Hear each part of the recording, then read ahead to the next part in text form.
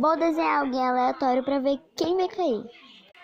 Estojo, preparados. Lembrando que eu não sou desenhista, tá bom? Aponte o lápis, né? Pra ficar bem apontadinho. Eu não apontei bem, mas vai. A cabeça ficou meio zoada, né? Torta, mas rascunho. Rascunho. Agora vamos fazer o rosto.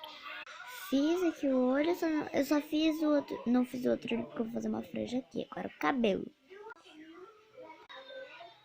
Ó, gente, cabelo meio feio, bem feio. Bem feio, não desenho bem.